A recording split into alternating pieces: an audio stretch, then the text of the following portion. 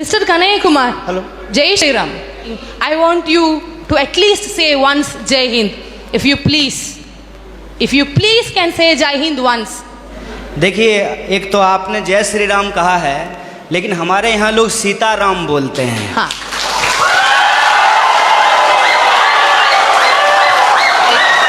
सीताराम।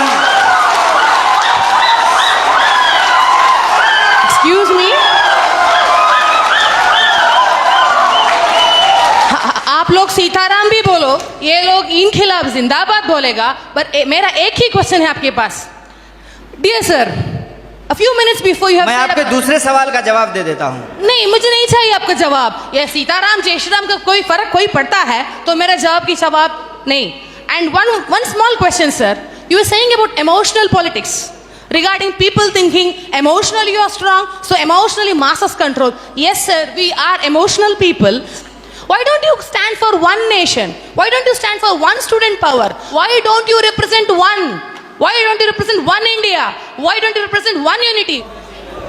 आपका जो सवाल है कि आप एक का समर्थन क्यों नहीं करते हैं, देखिए बात यह है कि मेरी पैदाइश ही दो लोगों के मिलने से हुई है। मेरे माँ बाप की शादी नहीं होती तो हम पैदा नहीं होते। मेरे माँ और बाप दो लोगों की शादी हुई और ऑब्वियसली शादी होने के बाद जो वो किए होंगे उसके चलते हम पैदा हुए हैं। तो उसमें दो लोग मिले हैं। रही बात कि वन नेशन का क्यों नहीं सपोर्ट करते हैं, तो नेशन तो वन ही है, भारत एक है, इसमें कोई डाउट नहीं है। लेकिन इस एक भारत को रिप्रेजेंट करने वाला जो एक संविधान है उसमें 300 से ज़्यादा आर्टिकल हैं, मोर देन 300 आर्टिकल्स हैं उस एक कॉन्स्टिट्यूशन में। और जो आप कह रहे हैं कि वन नेशन, उस वन नेशन को रिप्रेजेंट करने के लिए जो एक पार्लियामेंट है उसमें भी दो सदन हैं, लोकसभा और राज्यसभा, और उसमें से जो चुन करके लोग जाते हैं उसमें भी कोई एक लोग नहीं जाते हैं, उसमें 545 मेंबर्स जाकर के पहुंचते हैं। तो हमारा जो वननेस है वो वननेस एक्चुअली डाइवर्सिटी को रिप्रेजेंट करता है, उसमें डाइवर्सिटी है। और आपने जो सवाल पूछा जय श्री राम, जय श्री राम आप बोलिए, ये आपकी आज़ादी है, आप जय श्री राम बोलिए, जय हनुमान बोलिए, आपको जो बोलना है बोलिए, क्योंकि इस बात को बोलने की इजाज़त हमको हमारा संविधान देता है। इसीलिए मैं आपसे ये आग्रह करूँगा कि आप कभी कभी उस संविधान की भी जय बोलिए जो आपको बोलने की आज़ादी देता है। और रही बात मेरी, तो मैं आपको बता दूं, मेरा तो जन्म ही मिथिला में हुआ है।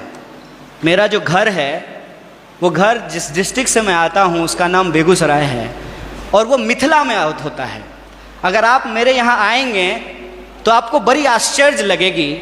हमारे गांव में हर साल ये जो अगहन का महीना होता है हिंदी का, उसमें अयोध्या से बारात आती है और लड़के आते हैं बाराती बन करके, और राम लक्ष्मण आते हैं बर बन करके।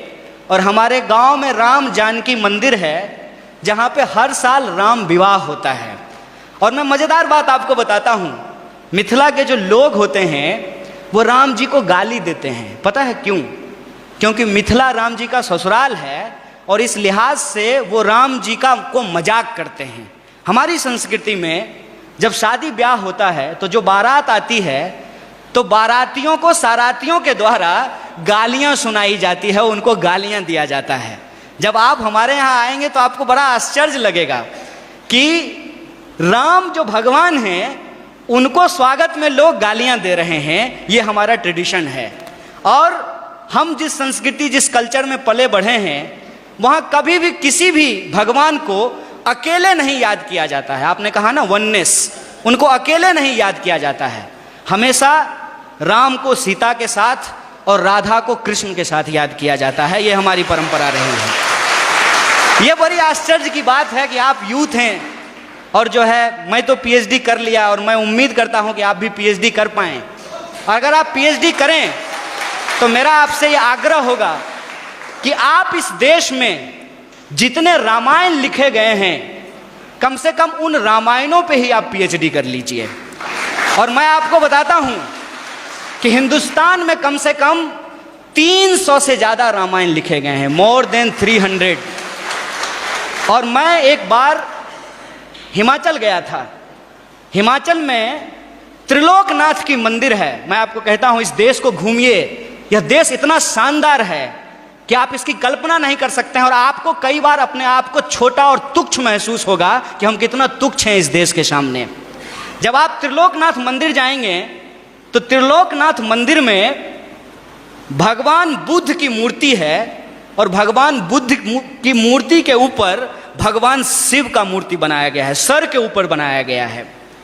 और उस मंदिर में पहले हिंदू साधु आते हैं जो प्रार्थना करते हैं, उसके बाद बुद्धिस्ट मोंक आते हैं जो वहां जाकर के परिक्रमा करते हैं। ये हिंदुस्तान की खासियत है।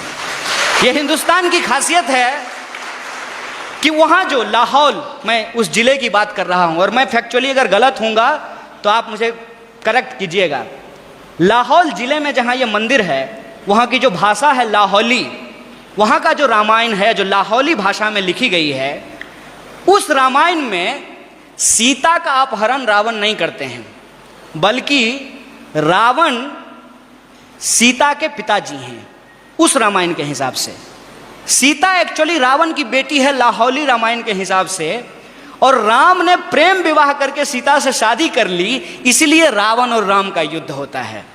ये हिंदुस्तान की खासियत है। देखिए, आई डोंट नो कि आपको किसने और क्यों दिमाग में इन चीज़ों को डाला है, लेकिन मैं आपको कहता हूं कि इस देश में जो लोग पैदा हुए हैं उनके लिए इससे ज़्यादा गौरव की बात नहीं हो सकती है। अगर आप हिमाचल जाएंगे तो आपको महसूस होगा कि आप स्विट्जरलैंड में हैं, और अगर आप मैंगलोर और गोवा के बीच पे सोएंगे तो आपको लगेगा जैसे मियामी के बीच पे लेटे हुए हैं। अगर आप इस देश के मैदानों में घूमेंगे तो आपको लगेगा कि ये अमेरिका के उस ग्रीन मैदान से भी ज़्यादा बड़ा मैदान है। अगर आप दक्षिण के पठारों में घूमेंगे तो इसकी अपनी एक खास बात है। अगर आप छोटा नागपुर के पठारों में घूमेंगे तो वह खनिज संसाधनों से भरा हुआ है। मैं आपसे यही कहना चाहता हूँ, आपका देश आपका है, जैसे आपकी माँ आपकी है, और आप अपनी माँ से यदि प्यार करते हैं तो ये आपका निजी मामला है।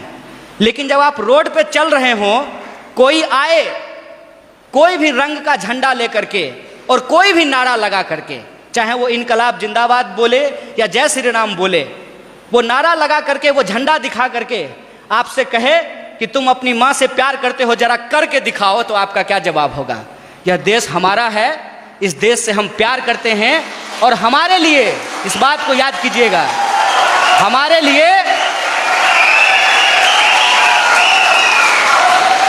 लिए प्यार नुमाइश की चीज नहीं है। हम प्रेम करते हैं और अपने दिलों में लेकर के घूमते हैं।